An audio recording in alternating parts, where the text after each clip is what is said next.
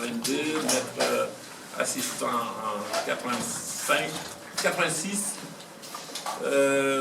maître de conférence à l'UQAT en 95, puis professeur tutélaire en 2000, devenant tutélaire de classe exceptionnelle en 2008.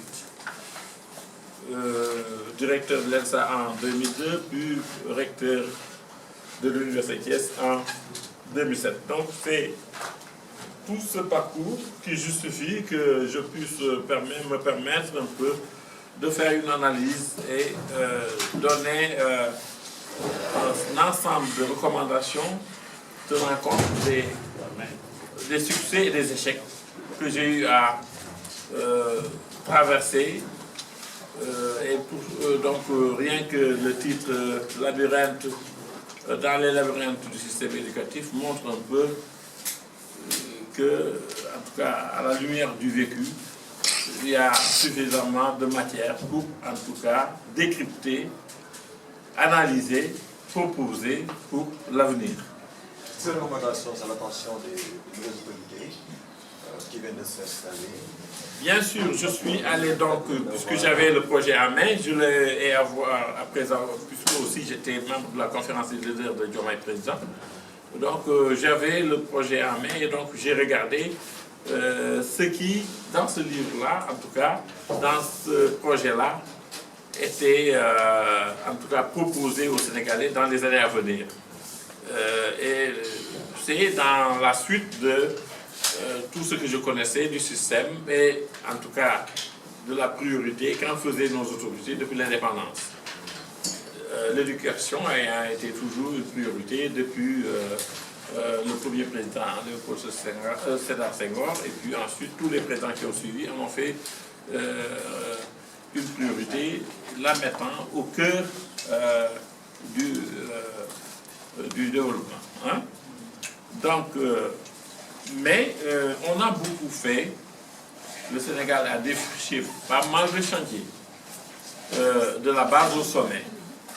Donc, il faut aujourd'hui, j'ai proposé dans le livre, vous le verrez, de refaire une réflexion globale. Il y a eu beaucoup de réflexions hein, depuis 1981, les États généraux, il y a l'école nouvelle, il y a donc des réflexions des processus de l'école nouvelle, puis ensuite il y a la concertation sur l'avenir de l'enseignement supérieur, il y a aussi les assises de l'éducation. Mais malgré tout, je pense qu'aujourd'hui, puisque l'éducation, c'est le laboratoire qui forme l'homme, le citoyen de demain, et il n'y a pas de part à l'erreur. Et pour faire juste, il faut une expertise collégiale de tout le pays pour façonner nos citoyens de demain, pour éviter toutes les dérives que nous voyons dans la société. La plupart des maux qui gangrènent nos sociétés, l'immigration clandestine, les différents vices que vous voyez dans la société sont le fruit d'une éducation mal posée. Hein? Donc j'ai demandé quelque part qu'on revienne à des états généraux pour voir le système globalement de la base au sommet, pour redéfinir en tout cas le meilleur système éducatif pour le pays. Ce processus, on ne comprend pas, parce qu'on a un peu compris que vous avez participé, vous avez fait par des projets. À l'évaluation du projet, si j'ai bien compris. Quel projet? Donc, les projets, c'était votre projet personnel ou bien le projet en place? Le régime en place, c'est le projet du régime, ce n'est pas le projet du professeur Patrick Vincent. Voilà. Maintenant, c'est un régime qui est là pour 5 ans oui. Et qui, bien sûr, a exposé ses grandes orientations sur la question de l'éducation. En diagnostiquant tout ça, quels sont les points sur lesquels vous avez été pour ou contre par rapport en quelques points?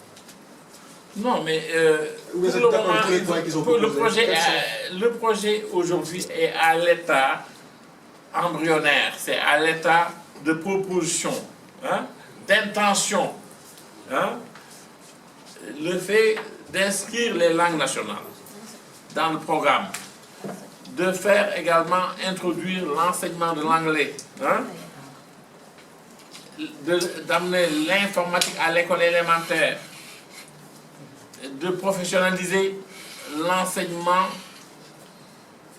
supérieur, de faire donc un enseignement plus professionnalisant. Ça, c'est des innovations majeures et qui sont de bonnes orientations. Mais vous savez, une intention reste malgré tout une intention. C'est dans la pratique qu'on va pouvoir juger. Et dans ce cas, nous demandons simplement que ce régime-là corrige les erreurs du passé. Nous avons vu des régimes qui sont venus vouloir faire plus que le précédent, construire beaucoup plus d'universités, construire beaucoup plus d'universités, construire plus de salles de classe. Aujourd'hui, il faut nous arrêter et faire mieux. Faire en sorte que nos universités soient de véritables universités. Parce qu'une université gagne, une université devient vraiment une université quand elle fait dans le trépied la formation, la recherche, les services à la société. On vous a entendu dire plaider un peu pour qu'on arrête la construction des universités, l'élargissement. Non, je n'ai pas dit, je n'ai pas dit qu'on arrête de créer ou de construire. Mais quelque part, je dis il faut faire mieux. Parce que vous pouvez visiter nos universités, Dakar est tout proche, vous pouvez savoir la réalité. Hein? Tous les espaces sont maintenant construits, mais j'ai vu un chapiteau prendre feu et être consumé en 15 minutes. Hein? Donc ça, il faut éviter ça parce qu'il faut vraiment construire de bonnes universités dignes de son nom, avec des infrastructures de qualité. Il faut également équiper les laboratoires, les salles de TP. Il faut que tous les atouts soient réunis dans les universités qui existent avant d'aller plus loin. À chaque fois qu'on dit qu'on a créé une université, il ne faut pas dire qu'on a créé une université et la laisser à elle-même sans infrastructure. L'université qui est créée en 2007 ne dispose pas encore de salles de TP dignes de son nom, ne dispose pas encore de salles de laboratoires dignes de son nom. Or, en Europe, maintenant, les laboratoires, c'est presque des usines, hein. Ça coûte extrêmement cher. Et au même moment, nous avons du matériel acheté en 2012-2013 qui ne sont pas encore dans des salles parce qu'il n'y avait pas de salle où les mettre. Et même quand on a des salles où les mettre maintenant, c'est un matériel scientifique qui est gardé dans des magasins pendant 10 ans, peut-être perd de son opérationnalité. Donc, il faut poser les bons gestes. Créer une université quand, d'abord, on a déjà construit les salles. Vous avez entendu parler de l'université qui est sans salle, sans mur érigé, ni texte rédigé. Hein? C'est faire la charrue avant les bœufs. Donc, à ce nouveau régime qui vient d'arriver, on leur demandera de ne pas essayer de faire le double de Macky Sall en université créée. Parce que ces universités ont déjà été créées. Mais les universités qui existent, il faut les renforcer. En salle de TP, en laboratoire digne de ce nom, avec des budgets pour l'année, au lieu de budget voté sur 8 mois de salaire. Vous voyez? Donc, je pense qu'il faut de l'organisation. Dans toute chose, il faut de l'organisation. Hein? Ce qu'on ne sait pas faire, c'est de veiller à ce que dans une filière, on ait toute la chaîne. Hein? C'est ça qui manque souvent. Et donc, ça, on les attend à faire mieux, pas plus forcément. Plus qu'en ça, c'est nécessaire, mais pas de rajouter pour dire que tel avait fait 3 universités, j'en fais 5 ou 10. C'est pas, donc, je pense que c'est ça qu'il faut éviter. Aussi, également, nous avons des ressources humaines de qualité. Des professeurs émérites. Il ne faut pas les jeter à la retraite. Ils peuvent aider à regarder les programmes, regarder où on va.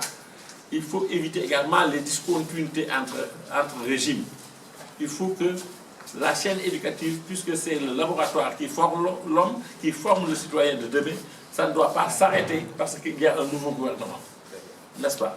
Donc il faut trouver des conseils, des commissions, hein, pour veiller à ce que la chaîne ne s'arrête jamais. Et pour qu'on ait un système performant qui forme des élites de qualité. La qualité, c'est ce qui est à rechercher dans la suite des choses.